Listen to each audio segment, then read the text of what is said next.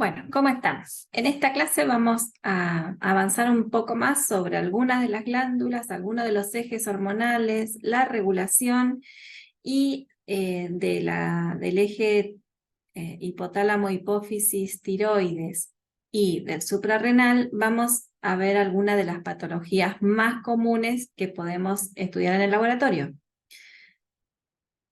Las glándulas endocrinas sabemos que son numerosas, que están ubicadas en diferentes lugares de nuestro organismo. A nivel central, la glándula pineal, el hipotálamo, la hipófisis; a nivel del cuello, entre la tráquea y el cartílago tiroideo, estará la tiroides y las paratiroides; las glándulas suprarrenales encima de los riñones, el páncreas y los ovarios y testículos, que también sabemos que son grandes liberadores de hormonas sexuales. Disculpen. Bueno, a nivel central sabemos que está el hipotálamo y la hipófisis, que son los centros de integración. El hipotálamo es parte del encéfalo, está situado por debajo del... Ay, esperen, que estoy marcando, tratando de señalar, por debajo del tálamo y por encima del tallo hipofisario. Es un órgano neuroendocrino porque está formado por núcleos, diferentes núcleos, secretores de diferentes hormonas, que luego van a ser liberadas al torrente sanguíneo.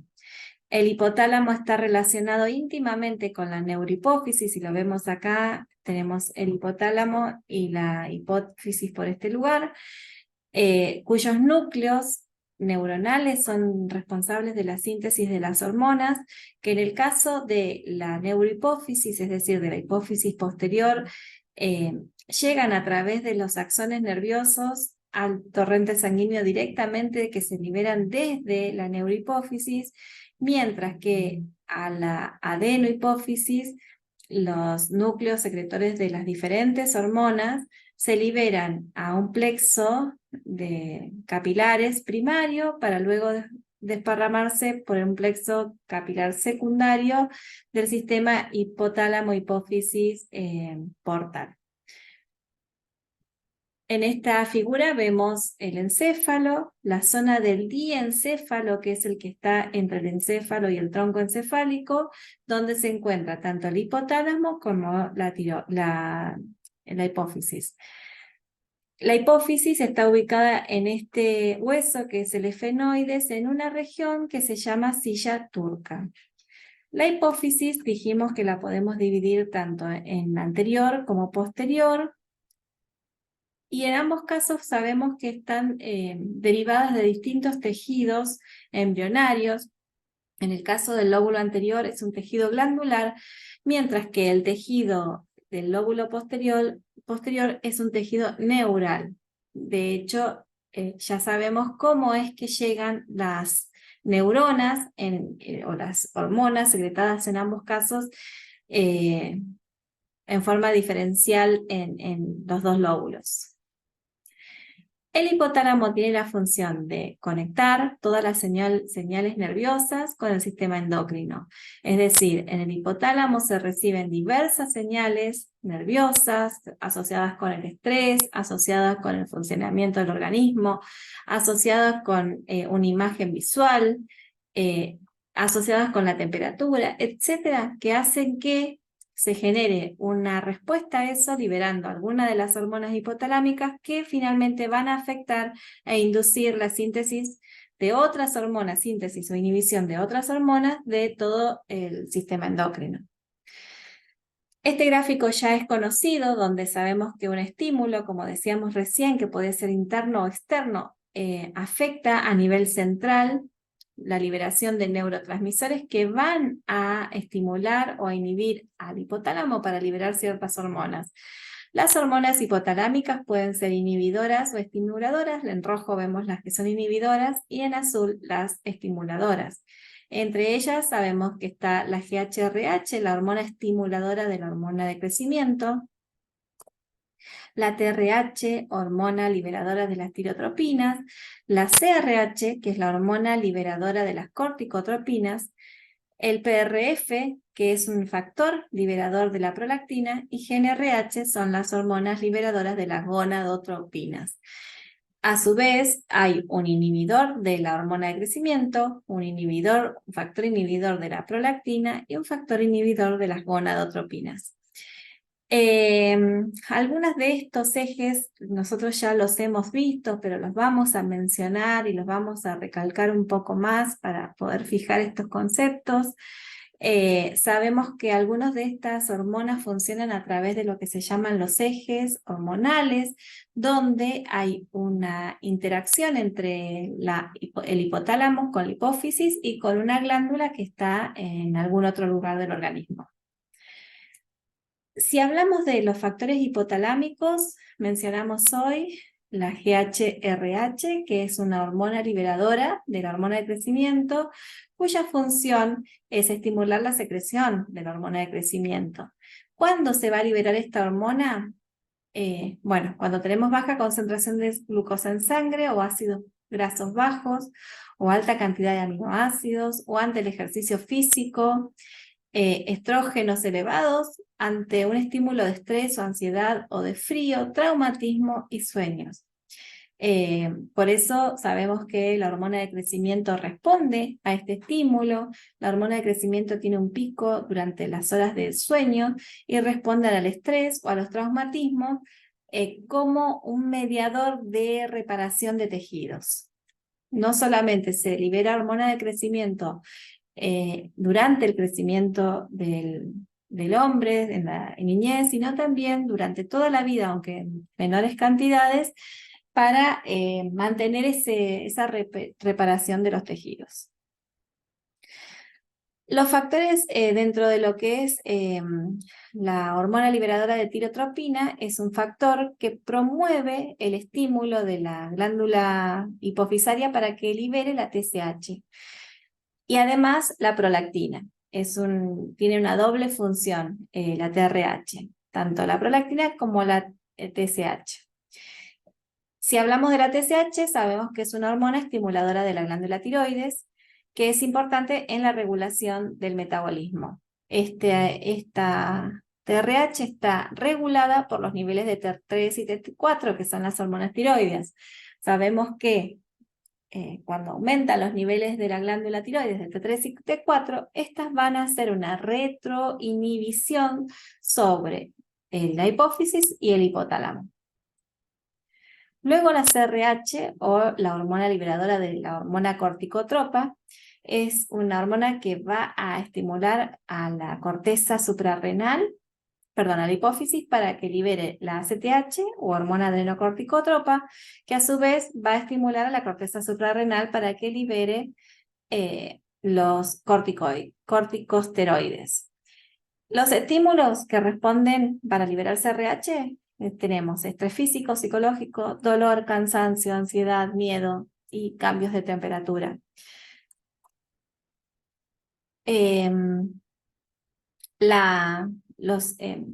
Esto ya más o menos lo repetimos acá.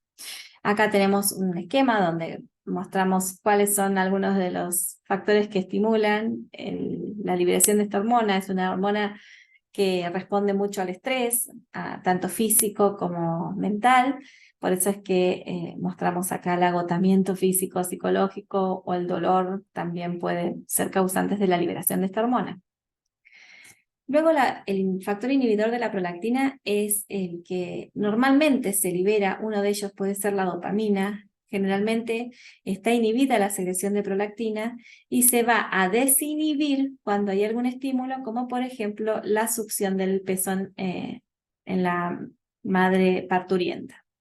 En ese caso se va a inhibir esa inhibición, por lo tanto se va a estimular la secreción de la secreción de leche. La GnRH es una hormona liberadora de gonadotropinas que son las que estimulan la liberación de LH y FSH, que como saben son las que estimulan luego las gónadas sexuales, para que liberen los andrógenos y los estrógenos. Tienen una baja actividad en la niñez, en la adolescencia hay una revolución hormonal, y en algunos estados como el embarazo no se liberan estas hormonas. Luego la vasopresina o ADH, que es la hormona antidiurética. Esta la hemos visto relacionada con la regulación del agua. La función es evitar la diuresis o la pérdida del agua del organismo, y tiene diversos estímulos e inhibidores. Dentro de los estímulos tenemos la disminución de una volemia, es decir, que cuando disminuye el volumen se va a evitar la diuresis para tratar de conservar al máximo el volumen posible, una alta osmolaridad, una disminución de la presión arterial, náuseas, vómitos, estrés, tabaco y opiáceos pueden ser causantes del estímulo de la secreción de esta hormona. Por otro lado, la inhibición se debe a una baja osmolaridad, a la secreción de un péptido natriurético auricular y a ciertos químicos como alfa-adrenérgicos, cafeína o alcohol, que pueden inhibir la síntesis o secreción de esta hormona. Y la oxitocina, estas dos, tanto la ADH como la oxitocina, recordemos, pues son hormonas liberadas y sintetizadas por el hipotálamo y que se liberan como neurohormonas desde la neurohipófisis. La función de la oxitocina es estimular el inicio de la lactancia y facilitar la contracción muscular uterina durante el parto, y también tiene que ver con el desarrollo del apego del recién nacido con la madre. Principal estímulo es la succión mamaria, también el parto, y el olor y el llanto de los bebés. Y la inhibición es por el estrés, los opiáceos y las endorfinas. Por lo tanto, la succión del pezón de la madre estimula tanto la secreción de prolactina como de oxitocina. La prolactina favorece la secreción láctea, mientras que la oxitocina tiene que ver con la contracción muscular de las glándulas que producen leche para la eyección láctea. Bien, ahora entramos a la hipófisis. La hipófisis, recordemos que es una glándula que también sintetiza numerosas hormonas que están ubicadas en dos sectores, una que se llama adenohipófisis y otra que se llama neurohipófisis.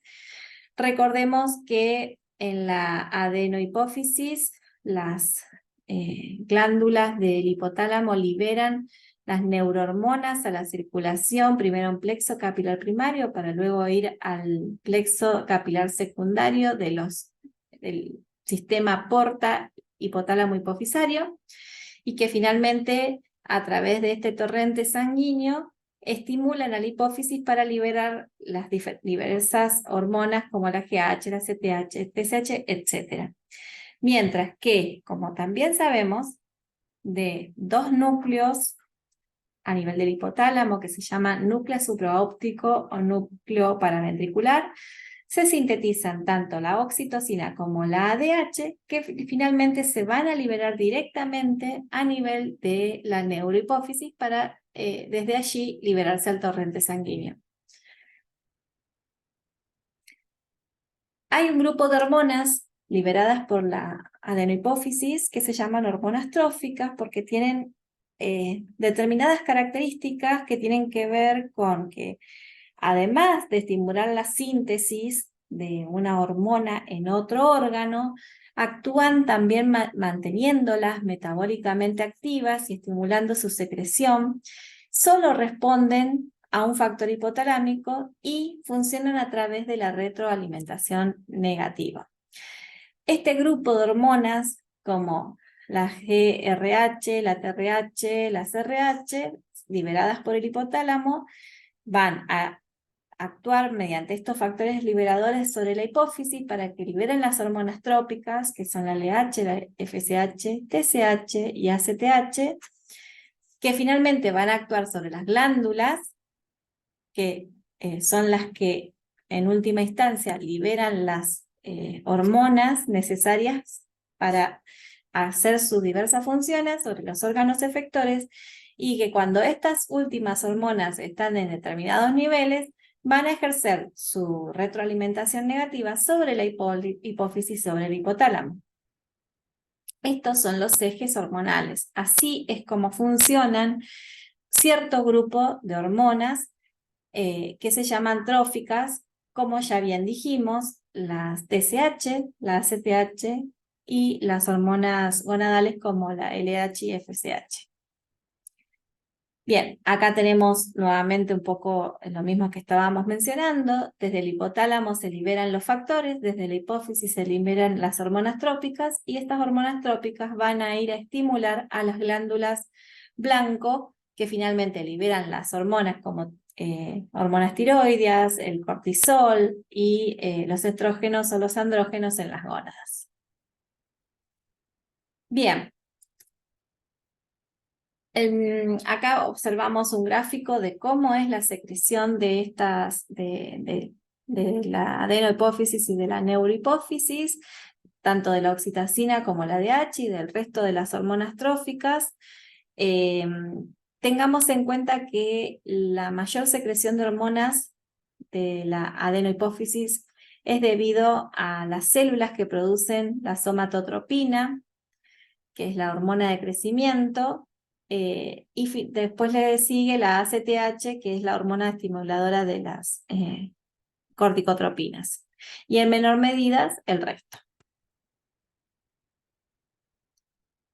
Bien, esto ya lo mencionamos recién, así que pasamos a la neurohipófisis, que también dijimos el contenido de los núcleos supraóptico y paraventricular de tanto ADH como oxitocina se circula a través de los plexos nerviosos, llegando a la zona de la neurohipófisis donde existen unas distensiones que acumulan gránulos secretores de estas hormonas y que finalmente son liberados al torrente sanguíneo en la región de la neurohipófisis.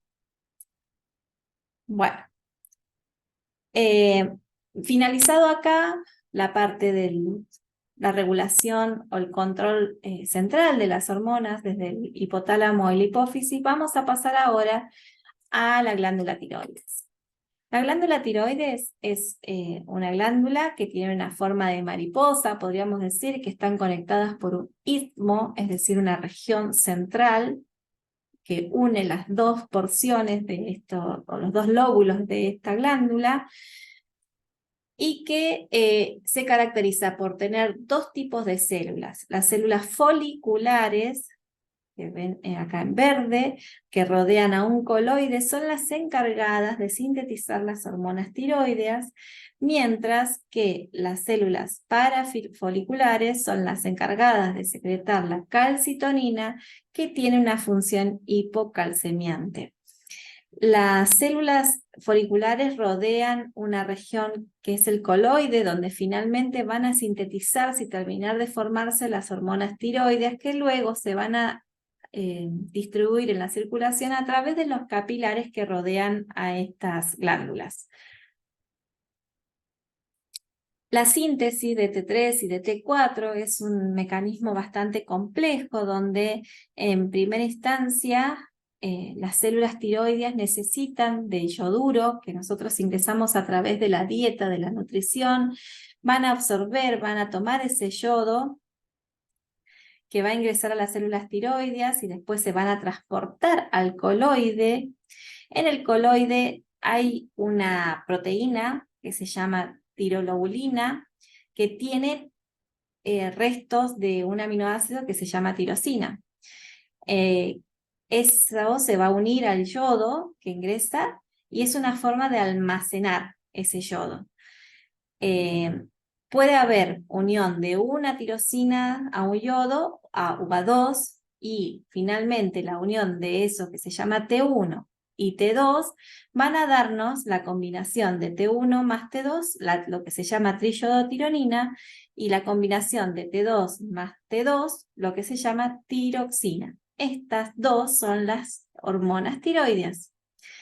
Estas hormonas tiroideas que están unidas a la tiroglobulina van a salir a circulación para distribuirse en el torrente sanguíneo.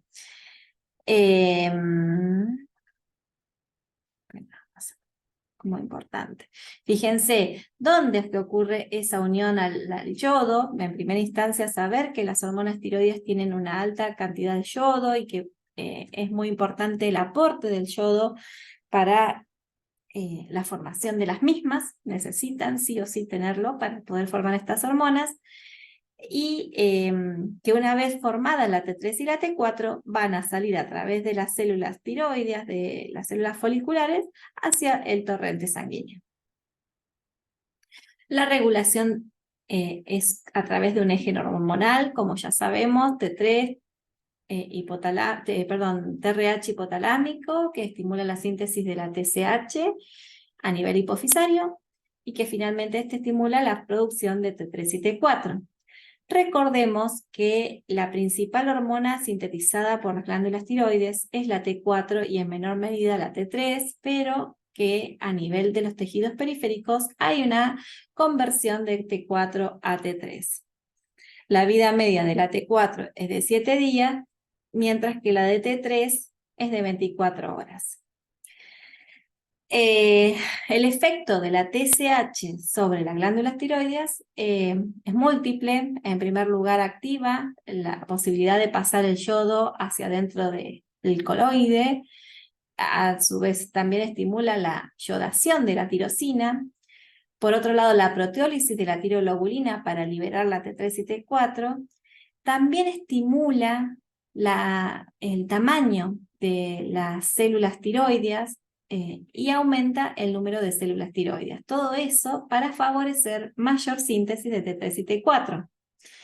Por otro lado, las T3 y T4 va a aumentar la transcripción de una gran cantidad de genes que tienen que ver con el metabolismo. Todas aquellas enzimas que hemos visto en metabolismo, muchas de estas están estimuladas y activadas por la presencia de las hormonas tiroides. Pero así como es muy importante el funcionamiento normal del eje hipotálamo hipófisis tiroideo, también sabemos que hay ciertas patologías que afectan a este eje, que se las pueden clasificar en primario, secundario y terciario. Siempre que hablamos de un trastorno primario, hablamos de una enfermedad de la glándula tiroidea.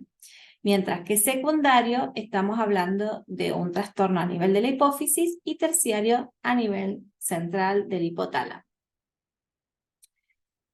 Lo que se llama hipotiroidismo es todo aquel síndrome que evidencia un desorden generalizado consecuencia de la insuficiente secreción o resistencia a la acción de las hormonas tiroides. Es una patología que es muy prevalente en nuestro medio. Se estima que alrededor de un 5% de la población presenta alguna alteración de las hormonas tiroideas o una disfunción en la acción de estas hormonas. Cuando tenemos sospecha clínica de un hipotiroidismo, nos suelen pedir en el laboratorio la medición de la hormona TSH y de la hormona T4 libre. En caso de observar T4 libre normal, pero TSH elevada, fíjense que en este caso es normal. Hablamos de un hipotiroidismo subclínico. ¿Por qué? Porque normalmente no se presenta con ninguna clínica, pero nosotros estamos viendo que tenemos una TSH elevada. El aumento de ese TSH elevada es lo que logra mantener la T4 libre, porque evidentemente hay una disminución y para poder aumentar los niveles de esa T4 libre se estimula la hipófisis a que libere más TSH y de alguna manera logra compensar esa disminución de T4 libre llevándola a valores normales. Ya cuando tenemos TSH elevada y T4 libre, estamos hablando de un hipotiroidismo primario, es decir, que la falla en la glándula hace que no haya T4 libre funcional, por lo tanto hay un estímulo sobre la hipófisis que trata de compensar esa disminución aumentando los niveles de TSH. También tenemos el hipotiroidismo a nivel central, que puede ser secundario o terciario, que en este caso vamos a ver una T4 libre que está baja, con una TSH normal a baja, indicando que hay un fallo a nivel central. Y por otro lado podemos tener la 4 libre elevada con una TSH que puede estar alta o normal, con todos síntomas de hipotiroidismo que se deben a lo que se llama una resistencia a las hormonas tiroides. Es decir, hay hormonas, pero no pueden realizar su función. Las manifestaciones clínicas del hipotiroidismo son aquellas que tienen que ver con un enlentecimiento, un aletargamiento, fatiga, aumento de sensibilidad al frío, estreñimiento, piel seca, hinchazón de la cara, aumento de peso. Hay una disminución de todo lo que es el metabolismo, ronquera, periodos menstruales irregulares, el pelo se hace más quebradizo, más fino. Suelen presentar bocio, que es el aumento de la glándula tiroides que se observa a simple vista, con un cuello como más ensanchado, y algunos trastornos neurológicos como la depresión.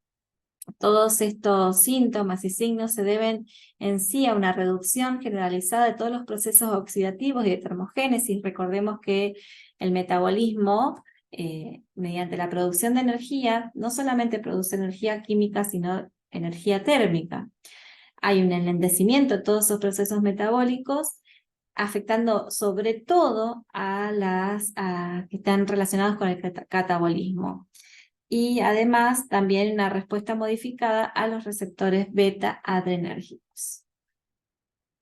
Las causas más frecuentes de hipotiroidismo son las enfermedades tiroides autoinmunes como la tiroiditis de Hashimoto, donde se van a encontrar anticuerpos en un alto porcentaje, más del 80% de los que tienen este tipo de tiroiditis tienen anticuerpos, antitiroglobulinas y antimicrosomales positivos. Después puede haber otros como posteriores a una cirugía o a la radiación con yodo o a ciertos fármacos como a la amiodarona y al litio.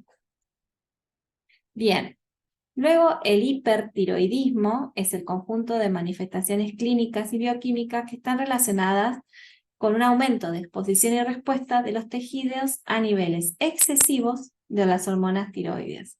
Se define como tirotoxicosis a cualquier aumento de las hormonas tiroides circulantes, mientras que se llama hipertiroidismo a una tirotoxicosis con una hiperproducción mantenida en el tiempo de hormonas tiroides por parte de la glándula tiroides. Los síntomas, vamos a ver a un paciente que tiene diarrea, nerviosismo, hipersudoración, es como que está muy activo, habla rápido, tiene taquicardia, tiene temblores, disminución de peso, presencia de bocio también, con retracción palpebral, osteosporosis, oligomenorrea, también tienen trastornos del ciclo menstrual y tanto manifestaciones cardiovasculares como gastrointestinales y neurológicas similares a las que vimos para el hipotiroidismo. Las causas las podemos agrupar en lo que es primario y central o secundario. Dentro de las primarias, la más frecuente es la que se llama enfermedad de Graves, que es autoinmune, o lo que es el bocio multinodular, está mal escrito ahí, tóxico, y adenoma tóxico. Y a nivel central, por la presencia de algunos adenomas, tanto hipofisarios como al síndrome de resistencia a la hormona tiroidea o tumores secretores de otras hormonas que estimulan a la producción de estas hormonas tiroideas, o lo que se llama la tirotoxicosis gravídica. La enfermedad de Graves, dijimos que es una enfermedad autoinmune que se caracteriza por la producción de inmunoglobulinas que estimulan al receptor de la hormona estimulante de tiroides. Entonces hace como que permanentemente hay mucha producción de hormonas tiroides y es la causa más frecuente de tirotoxicosis. Hay otros trastornos que se agrupan también dentro de los espectros de las tirotoxicosis autoinmunes, que inicialmente se comporta como la enfermedad de Graves, con un aumento de los anticuerpos circulantes del receptor de la TSH y posteriormente vira a un hipotiroidismo. Es decir, primero es un hiper y después es un hipotiroidismo cuando hay ya un despliegue de todos esos linfocitos productores de estos anticuerpos que empiezan a cubrir toda la glándula.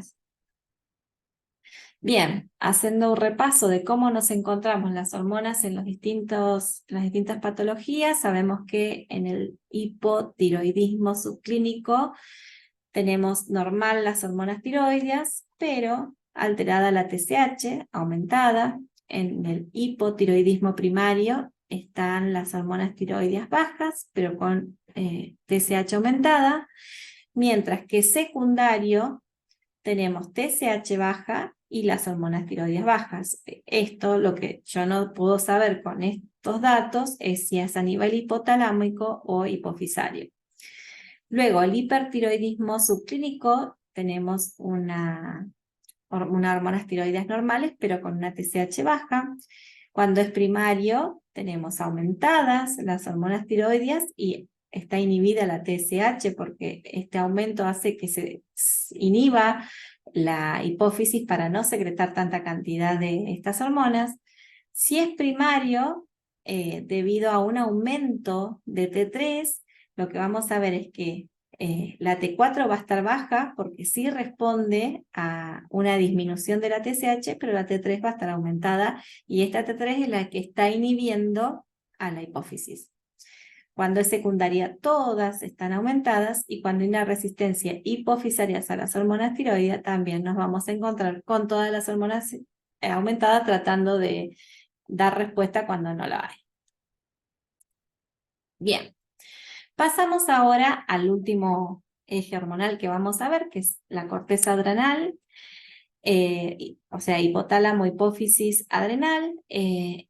Estas glándulas están ubicadas en el retroperitoneo, sobre la pared posterior de la parte superior de los riñones, y tienen una cápsula que rodea a toda la glándula, y después tienen una corteza y una médula. La corteza es la que tiene origen glandular, mientras que la médula tiene origen neuronal.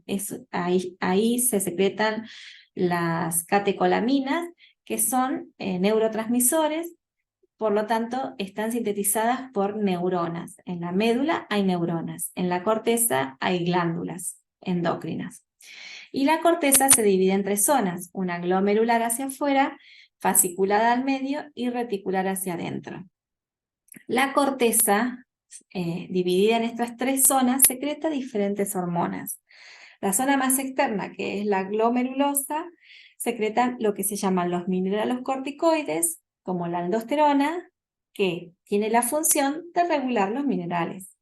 La aldosterona tiene la capacidad de retener sodio, agua y secretar potasio a la orina.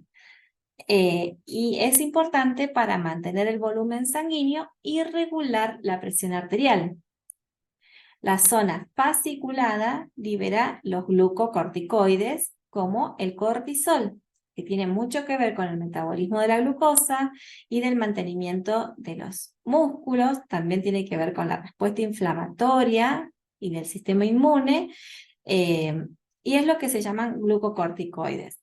En este caso, está estimulada por la CTH. Y la zona reticular es la que produce los andrógenos sexuales, responsables de desarrollar los caracteres sexuales femeninos y masculinos. En el caso de la aldosterona, el estímulo que produce su secreción es un aumento de potasio y la presencia de angiotensina 2. Si recuerdan, cuando vimos la regulación del volumen de agua, lo hacía la aldosterona a través de un sistema renina-angiotensina-aldosterona, que luego vamos a repasar. Mientras que la zona fasciculada y zona reticular funcionan como ejes hormonales hipotálamo-hipófisis-adrenal, donde el estímulo de la ACTH hace que se libere más de estas hormonas. Como vemos aquí, la CRH liberada por el hipotálamo estimula la hipófisis para liberar ACTH, que a su vez estimula la producción de glucocorticoides, entre ellos el cortisol, que estimula la lipólisis, la liberación de glucosa en sangre, pero también inhibe la secreción a nivel central del hipotálamo. Bien, Dijimos entonces que la aldosterona estaba regulada mediante un sistema renina-angiotensina-aldosterona que responde a un descenso de la presión arterial. Entonces, cuando hay disminución de la presión arterial, el riñón libera la renina, que es capaz de pasar en circulación al angiotensinógeno angiotensina 1, y mediante una enzima que es liberada por los pulmones, se pasa esa angiotensina 1 a la 2.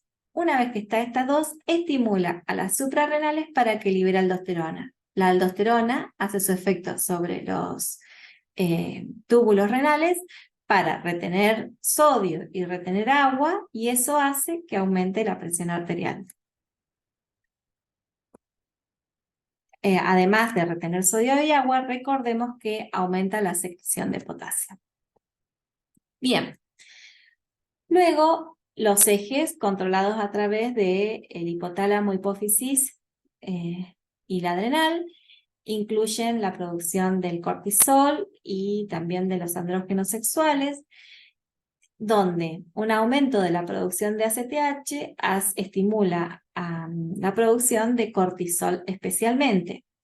Pero la ACTH, a medida que se produce, tengamos en cuenta que se libera como un precursor proteico que luego se desdobla en otras partículas como MSH, bueno, la ACTH y una beta-lipoproteína.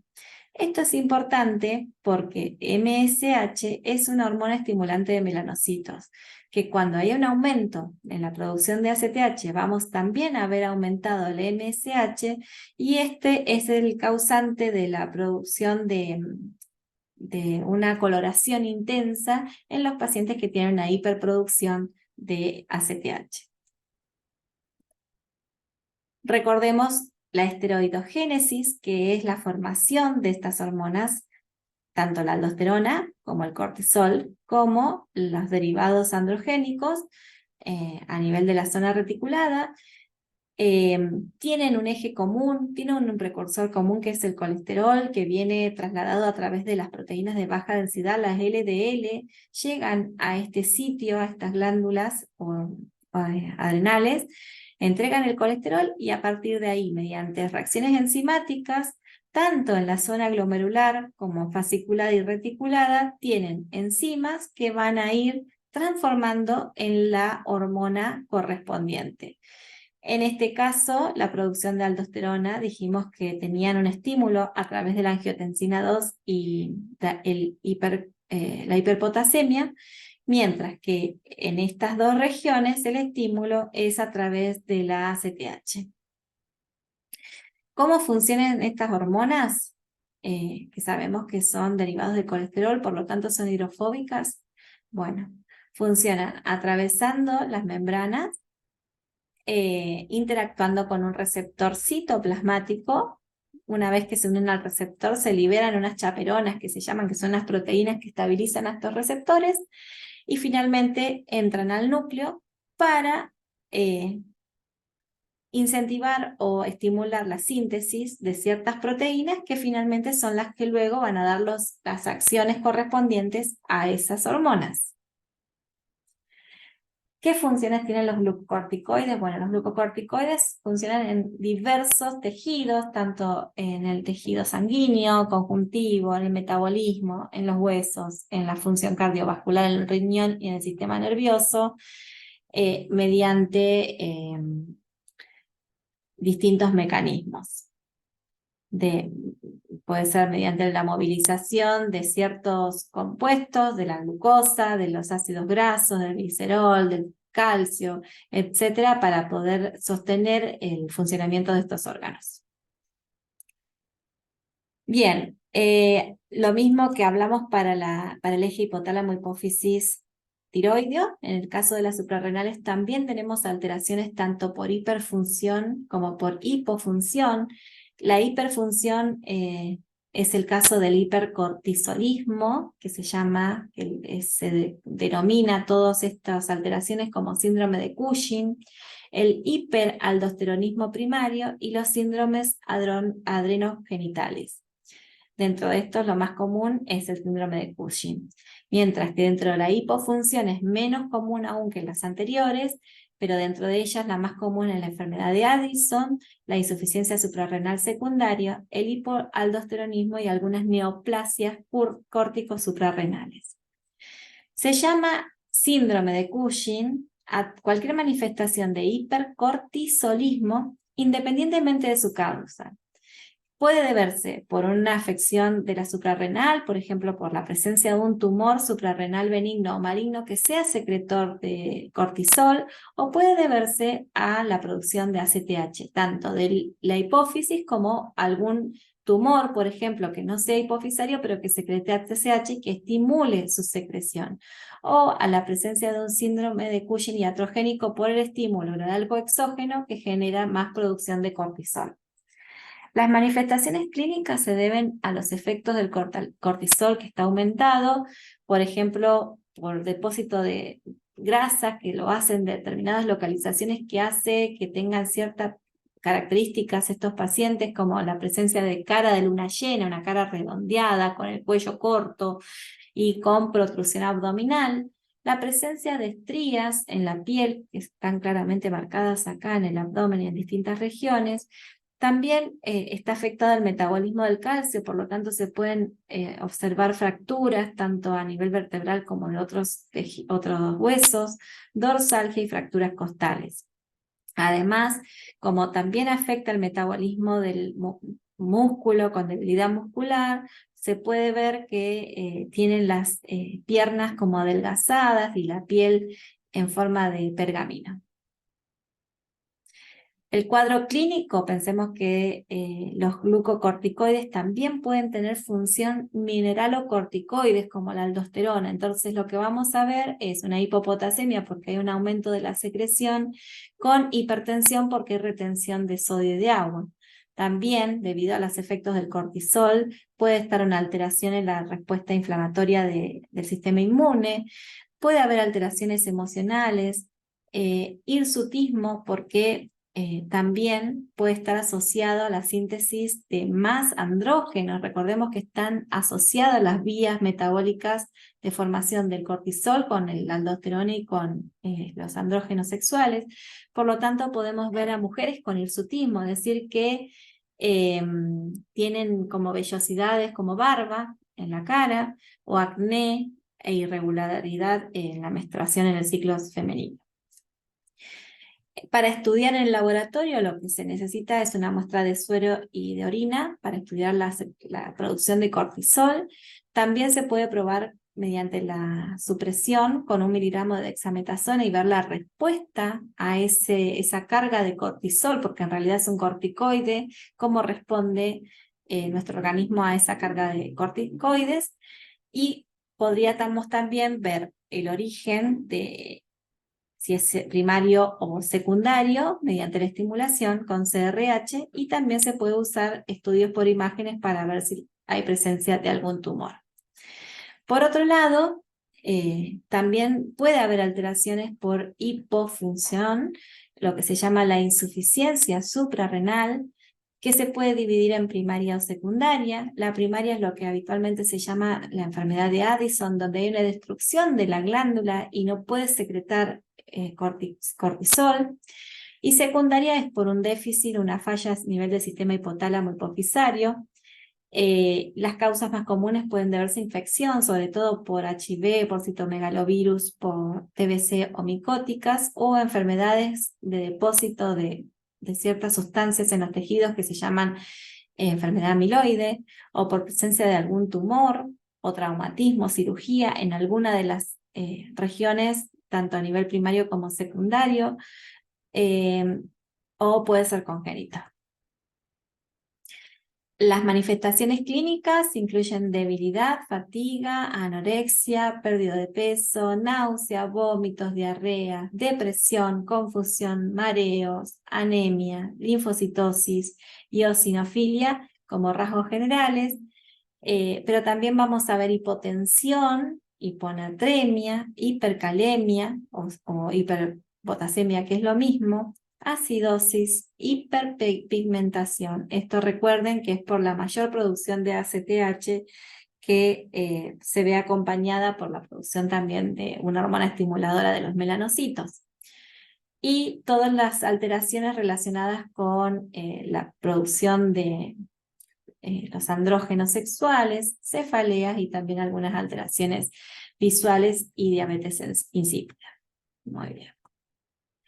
Para el estudio, recomendable el estudio de aldosterona, renina, no está acá anotada, pero también es importante el estudio de la renina para ver la respuesta con la aldosterona, la ACTH y el estudio del sodio y el potasio. Bueno, eso es todo. Nos vemos en la próxima.